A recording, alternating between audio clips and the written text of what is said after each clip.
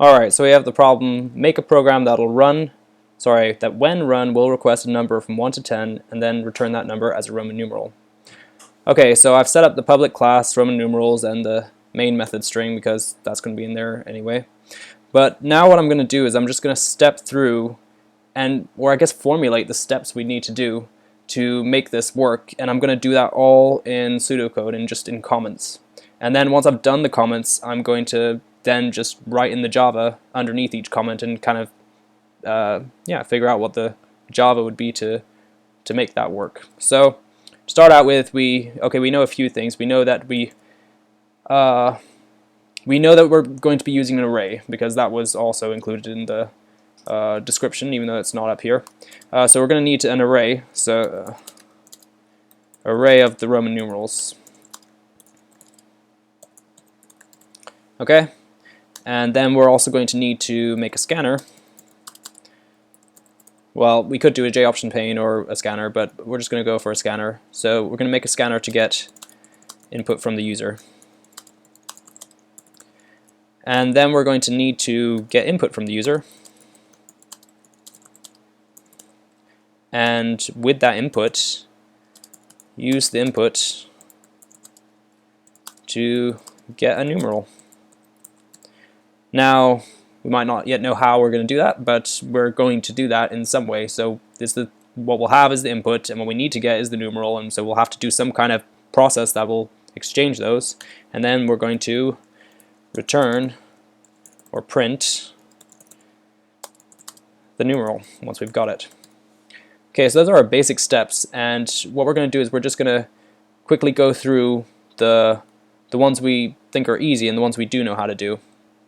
So this is it's a very straightforward process here. So now that we've got this all planned out, let's start with making an array. So we know it's going to be a string array because we're using characters like IV and VI and IX and X and whatever. So it's going to be using multiple characters, so we can't do it a character array, and obviously we can't do an integer array because it's letters. So let's make a string array. So string array, we'll call it numerals, and now we could set it equal to a new string array with length 10 because we know there's 10 Roman numerals, but we're gonna just put in the values already because that'll be the most straightforward, and then we'll have initialized and we'll have initialized as well as declared our array, and then that's job done. So start with I, and do I, IV, and V, and VI, and VII, and VIII, and IX, and X. Okay, so that's our whole stringer array done, and put a semicolon at the end of that. Okay, so let's look at these steps again. So what we do know, it says to make a program that when run will request a number from 1 to 10. Okay, so as getting input from the user, we'll have to ask request a number from 1 to 10. Okay, and now we can also add a step where we check if that number is actually in the range 1 to 10. But because this is something that we've done so often, I'm not even going to include it in this video because you guys all know how to do that and you can put that into your own code. So right now we're just going to assume that they have put in a number from 1 to 10. Okay, so let's just make our scanner. First off, we're going to have to import the scanner object. So we'll import java.util.scanner. Alright, and then we'll make a scanner object. We'll call it scan. It's equal to new scanner system.in semicolon. Alright, so now we request a number from 1 to 10. And Just using some shortcuts in Eclipse. This is out.print. We'll change it to print, not print line. Please enter a number from 1 to 10. And do a fancy little tab thing. Okay. Now we're gonna skip this step and we're just gonna have a look at using input to get the numeral. Actually, we'll skip over and we're just gonna do return or print the numeral. Okay, so we're gonna assume we have a numeral. We have a string that's now called numeral. Okay. In fact, let's just make that string up here. String numeral. And we're gonna have to return it. Okay. So we'll do so we'll do something like your numeral is, and then throw in numeral there.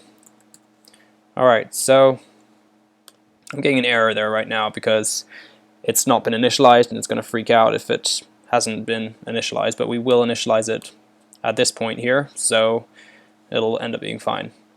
Alright, so now what we've got is, oh yeah, we requested a number, but then we have to get the number from the user.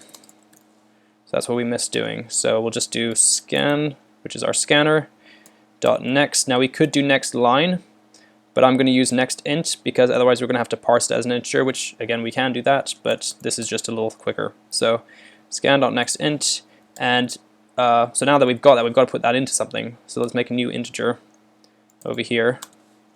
So integer my input, we'll call it. And so we'll take everything on this side and we're putting it into a new integer here called my input. Okay, so we know what we've got here. Right now the variables we have is we have a string array of numerals, we have my input, that is the input from the user, and then we have a string numeral that we want to get one of these numerals from the string array, one of the Roman numerals, and put it into this string, and then we're outputting it there.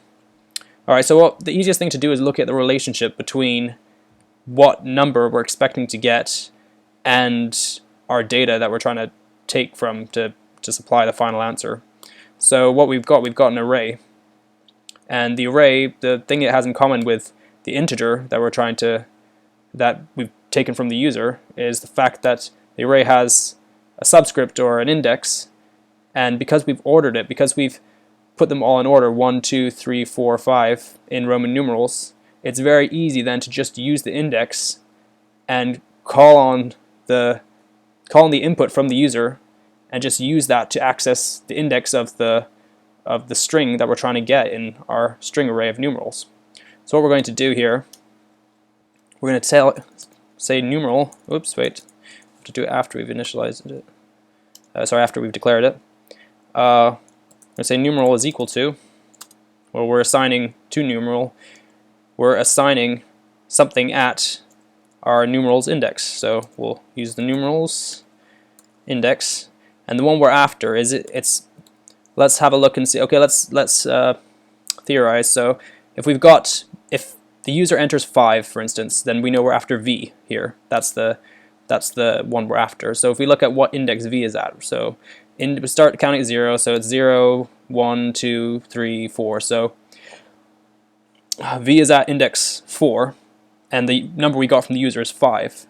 So all we have to do is try and change that 5 into a 4 in order to get the accurate index, or get the correct index. So so we'll use the my input that we got up here from the user, and we'll take 1 away from it. So my input is 5. If we take 1 away from it, it'll be 4, which is then this whole thing here will be grabbing 4, and that'll be index 4 of numerals, and so it'll automatically put 5 here into our string numeral.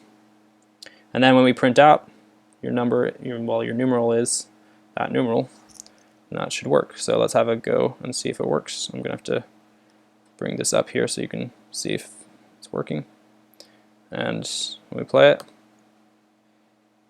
it'll say please enter a number from 1 to 10. So we can enter 7, and that should return VII. Your numeral is VII. So it works.